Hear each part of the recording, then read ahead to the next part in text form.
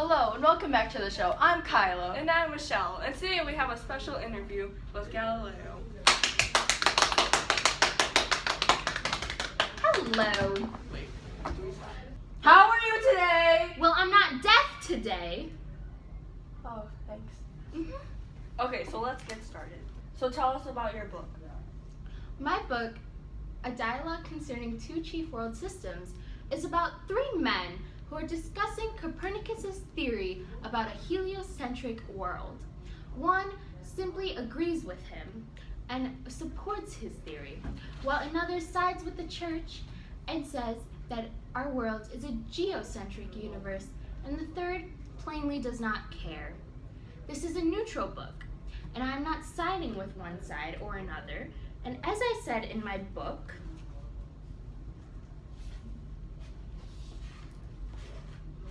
give me a moment, I need to find the page.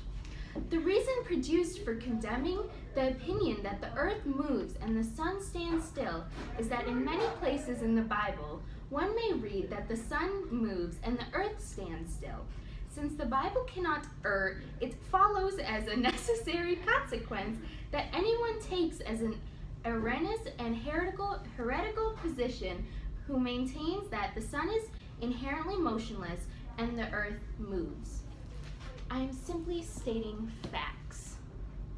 Is there something about you that you would like to share? I was born in Pisa, Italy on February 15th. I love astronomy. I love the outside world. If it wasn't for my good friend Pope Urban VIII, I probably wouldn't even be studying astronomy right now. He's encouraged me to do so much in life. I probably spend 18 hours a day outside. I love looking at stars. I can't imagine being under house arrest. Well, I have written another book too about the principles of weighing small items. So why did you decide to write the book? My dear friend and our lovely Pope, Pope Urban VIII, I just spoke about him. He encouraged me to write this book. He encouraged me to publish and continue my studies. He said that my ideas were just too clever not to share. How do you think the government and the church will respond? Also, how do you think the general public will respond?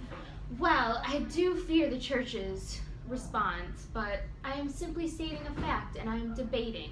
I am not supporting one side, nor am I disapproving one side. I do support the church very much. Hopefully, the general public will choose their side on this opinion, because I don't want to influence anyone. I want them to choose what they are doing.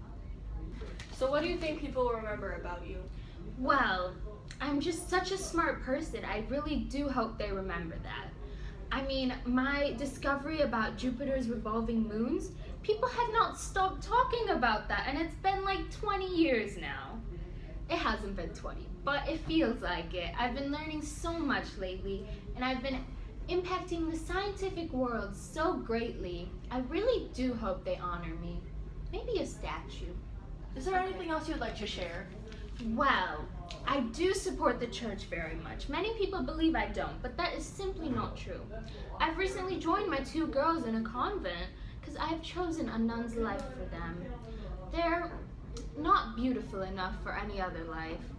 And otherwise, well, my son, he has turned into a prospering musician. He's doing great, and I've claimed him as my own and legalized him just a couple weeks ago.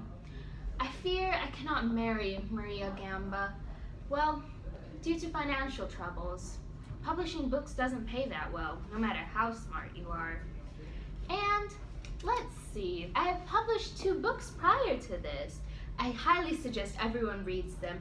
They are great and will give you a new outlook on life. Thank you for your time. It was my pleasure. Actually, no, it was everyone else's pleasure to have me. That's all we have for today, folks. Tune in next week when we interview Copernicus. You're having Copernicus here? Yes, we are. I must be here. You should have interviewed me with him. We have a seat in the audience reserved just for you. Thank We you. will see you back here too. Thank you. Bye. Okay, yeah, we're done. Hello and welcome back to the show. I'm Kyla. And I'm Michelle, and today we have a special interview with Galileo. loud. Wait. Oh,